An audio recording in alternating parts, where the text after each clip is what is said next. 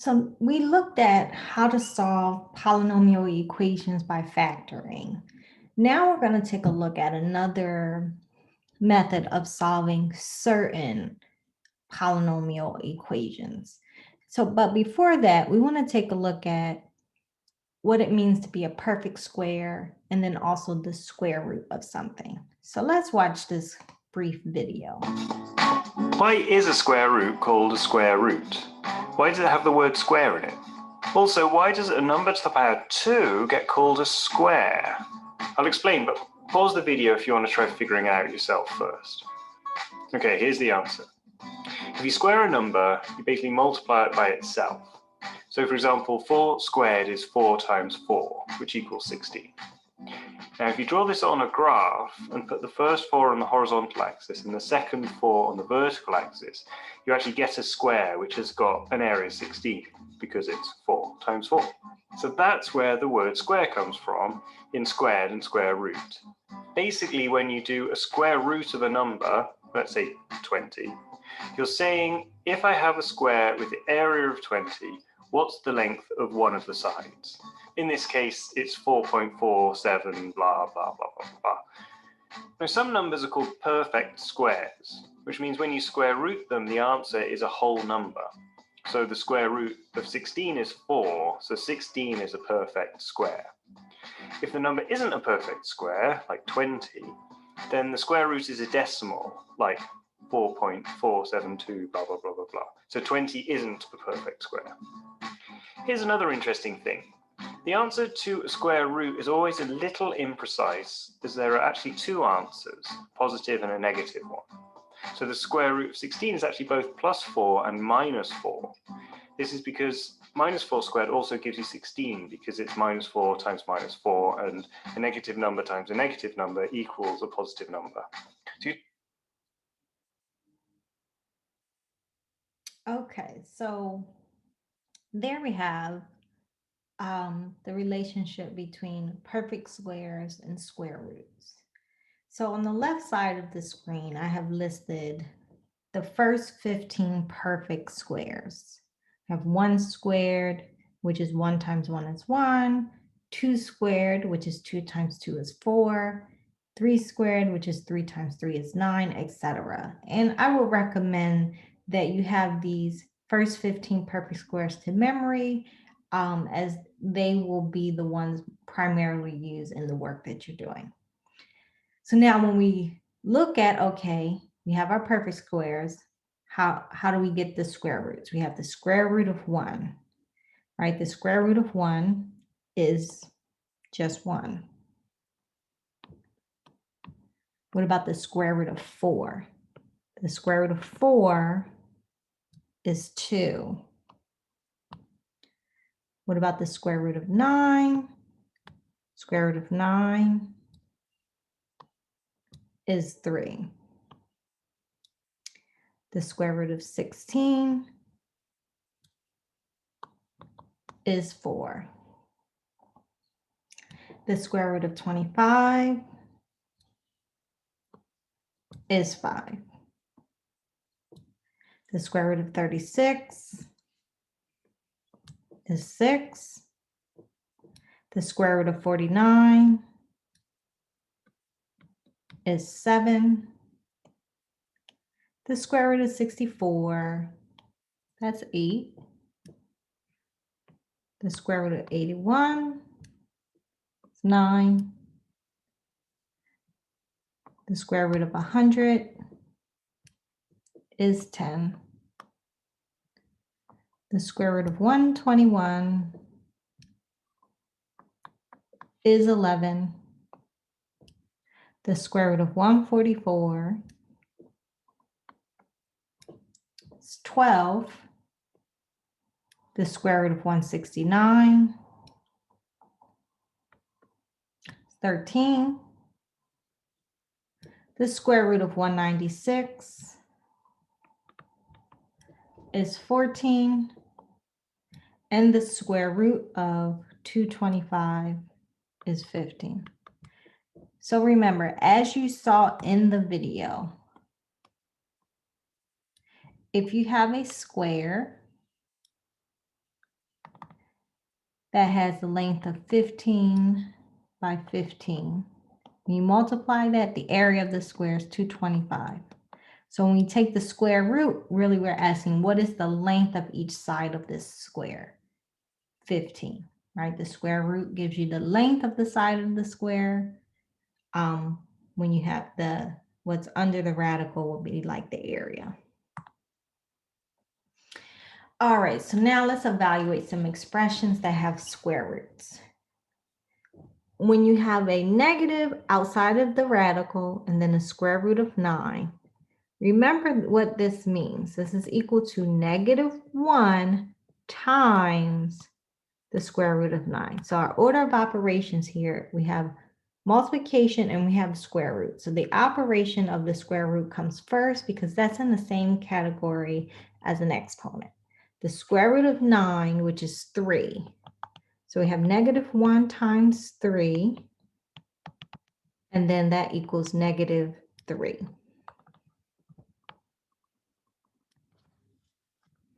All right, negative square root of 16, which equals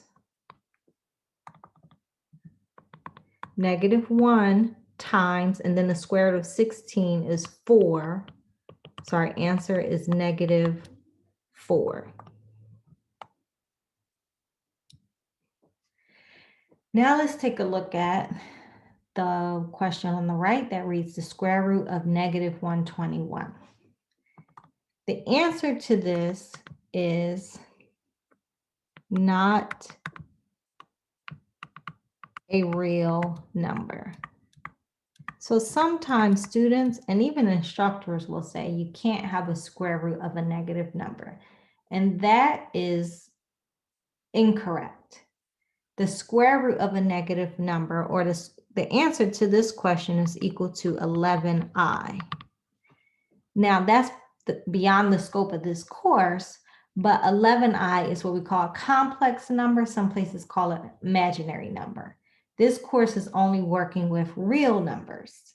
Okay, so please don't say you cannot have a square root of a negative number. You cannot have a real number. So the answer to this question is not a real number. All right, let's take a look at the square root of this fraction 36/64. Now we could simplify the fraction first. We could reduce it, but I'm actually going to just go to taking the square root of our numerator and the square root of our denominator. So the square root of 36 is 6, and then the square root of 64 is 8. Now I'm going to reduce by a factor of 2. So that gives us 3/4.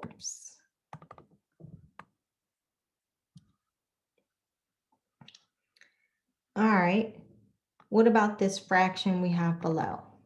Square root of 125/45. Well, if we proceed the same way, the square root of 125 over the square root of 45. Well, 125 is not a perfect square, and neither is 45. So that's not giving us a path forward that I like right now. So let's go back.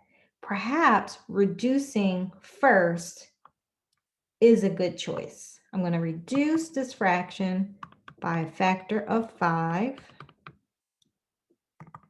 So this gives us equal to the square root of 25/9. Okay, now the square root of 25 divided by the square root of 9. So that gives us 5/3.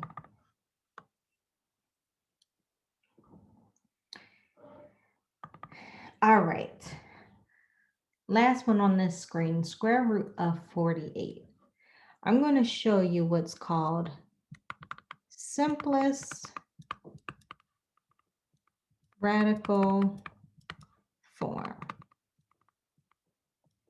Now, clearly 48 is not a perfect square, but there is a factor of 48 that is a perfect square. So we're going to take the square root of that perfect square and then write our answer using that. All right, so 48 is equal to 16 times 3. So I'm going to rewrite this as the square root of 16 times 3. So that's equal to the square root of 16 times the square root of 3. So now I can take the square root of 16 and I get 4. And I'm going to leave the square root of 3 as is. So I took the square root of the perfect square, and that now is what's called simplest radical form, 4 square root 3. And I can't go any further. So go ahead and pause the video, try these two examples here, and then we'll do them together. All right, first example, we have the square root of 245. Off the top of my head, I don't see it. So I'm going to take 245 and start with a factor tree. I know 5 is a factor of 245. So if I divide this by 5, I get 4, 9, 49. All right, 49 is a perfect square. So this becomes the square root of 5 times the square root of 49. So that means we have the square root of 5 times the square root of 49, which equals the square root of 5 times 7. Now notice the order in which I wrote the square root of 5 and 7. This is not customary. Generally, we put the whole number first, like a coefficient, and then the square root of 5. So write your answers this way. And there is my simplest radical form. Okay, second one here, we have the square root of 128. Now, there are many perfect squares that are a factor of 128, right? I could do 2 and 64, right? I could do 4 and 32.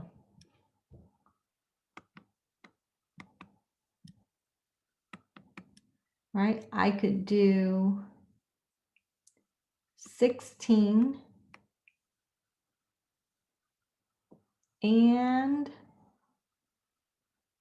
let's see, 16 and 8. Let me check it. Yep, 16 and 8. Okay. Now, you might be thinking, well, they will all be fine, but that is not true. You want to use the one that has the biggest perfect square, and that's the one at the top, 2 and 64. 64 is the biggest perfect square. So even though 4 is a factor, that's a perfect square, and 16 is a factor, that is a perfect square, but 64 is the biggest. So that's the one we want to use.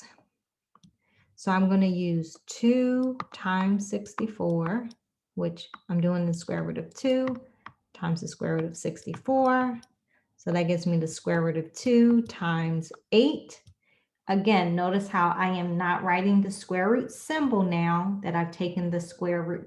The square root is an operation. Once you do the operation, you don't continue to write the symbol. And I'm going to write my answer as 8 square root 2.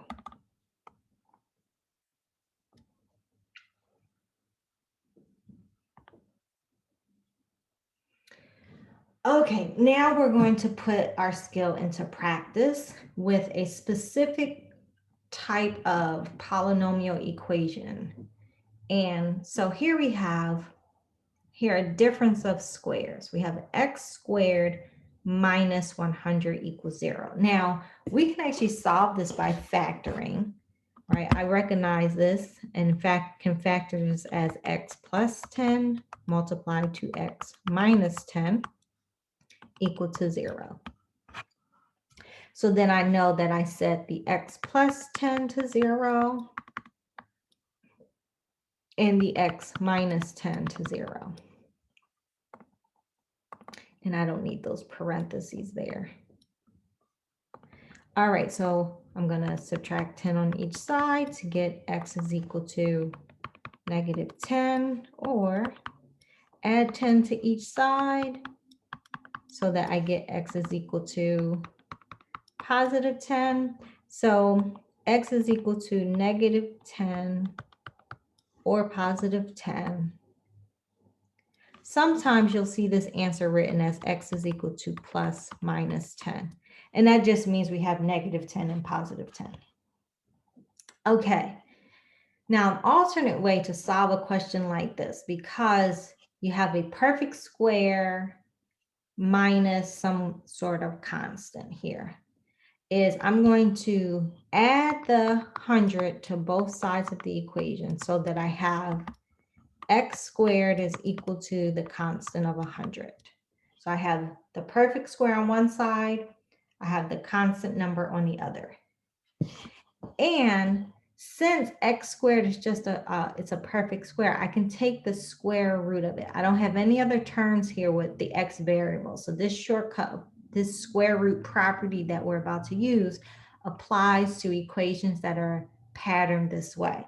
So I'm going to take the square root of x squared.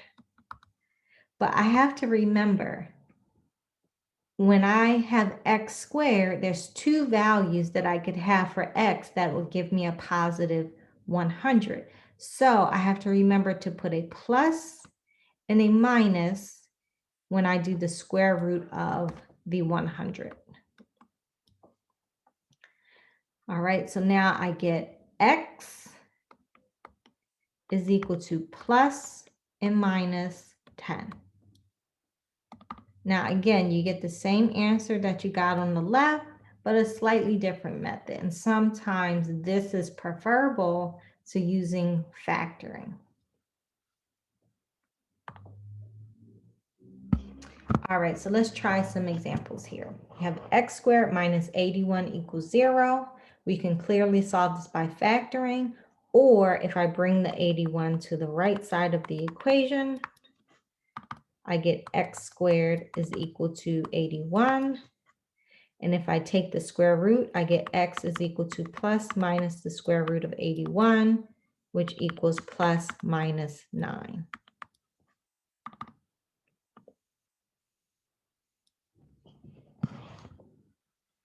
All right.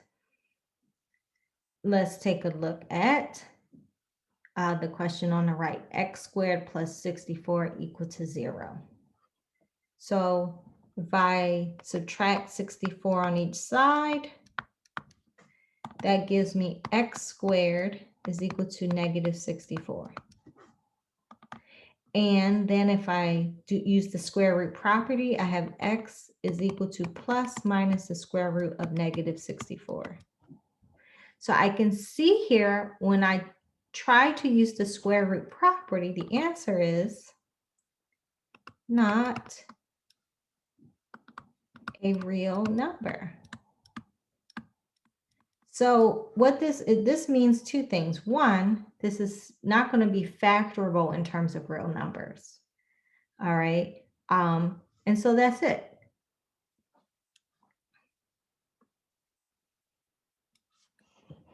Okay. Now we have x squared minus 10 equals 0. You might be thinking, well, 10 is not a perfect square. Well, that's okay. It's still constant. And this method still applies. So if I add 10 to each side, I get x squared equals 10. Then if I use my square root property, take the square root, I get x is equal to plus minus the square root of 10.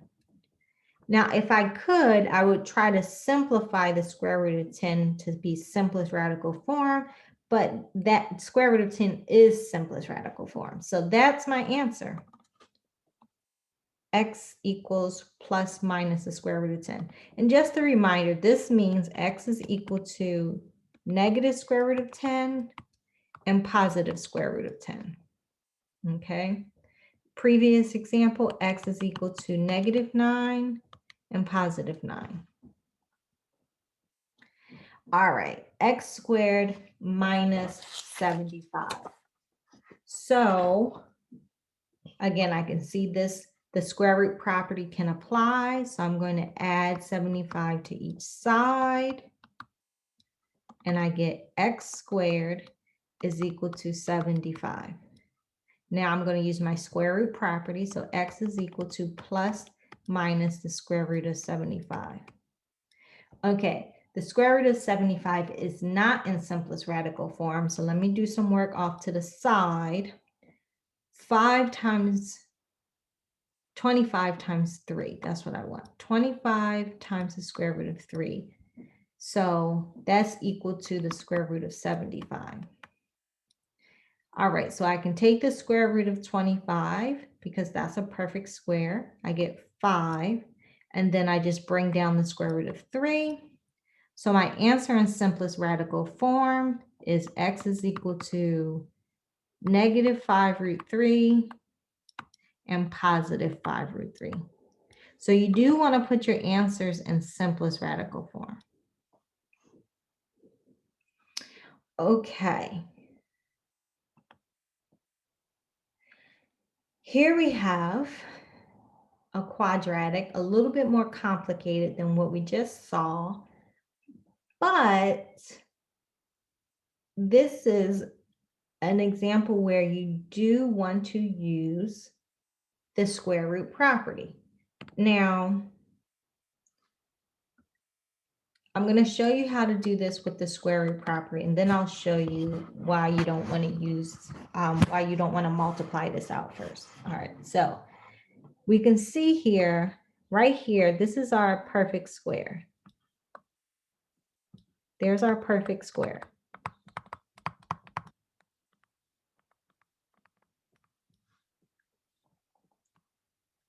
There's our constant. And the pattern has been, we want the perfect square equal to the constant. So essentially, I want to add 24 to both sides of the equation, right? So I'm going to write this again, actually.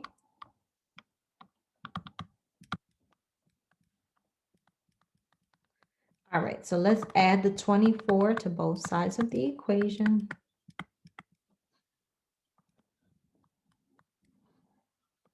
So we have y plus 3, the square of that, equal to 24.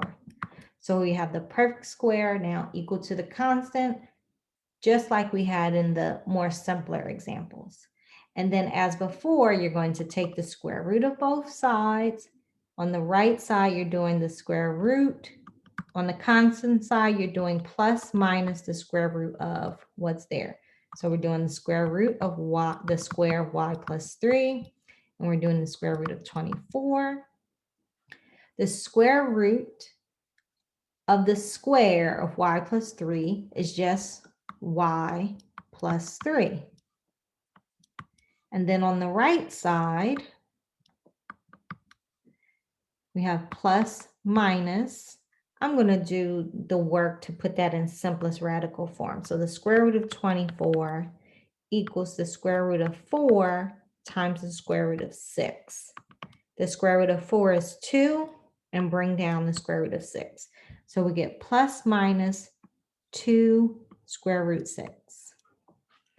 Okay, now we're not done because we actually haven't finished isolating y. We have y plus 3 equal to, and then plus minus 2 root 6. So what I need to do to finish this is to subtract 3 on both sides. So that gives me y equals, I'm going to put the -3 first, -3 plus minus 2 root 6. All right, so what that means in terms of separate answers is y equals -3 plus 2 root 6, and then -3 minus 2 root 6. That's 2 answers.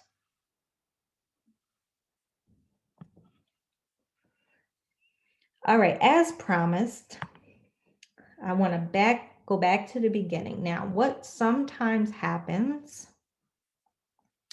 is students will want to multiply this out. So if you square the y plus 3, you get y squared plus 6y plus 9, and I'll bring down the minus 24 equals 0. So if you don't remember y plus 3 squared equals y plus 3 times y plus 3. So you distribute the y, and that gives you y squared plus 3y. And you distribute the 3y, distribute the 3. So that gives you 3y plus 9. And so that's y squared plus 6y plus 9. Okay. Now, simplifying this further, we get y squared plus 6y, and then 9 minus 24. So that's minus 15. Okay, let's see if we can factor this. I'm going to use the AC method, 1 times negative 15. So let's look for factors that give us negative 15, negative 1 and 15, or 1 and negative 15. All right, negative 3 and 5, or 3 and negative 5. Now, do any of these add to 6? Right, b equals 6. Negative 1 plus 15? No. 1 plus negative 15? No. Negative 3 plus 5? No. 3 plus negative 5? None. This is not going to be factorable in terms of whole numbers. And so essentially, you're not going to be able to use factoring for this. So notice here, we use the square root property. Some equations, some quadratics, some polynomials, you're not going to be able to factor. So we will need different methods. And you might be wondering, well, how do you get an equation written in this form? That's what we're actually going to do next. To get something written like this, you go through a process that's called completing the square. And you'll see that in the next topic that we learn.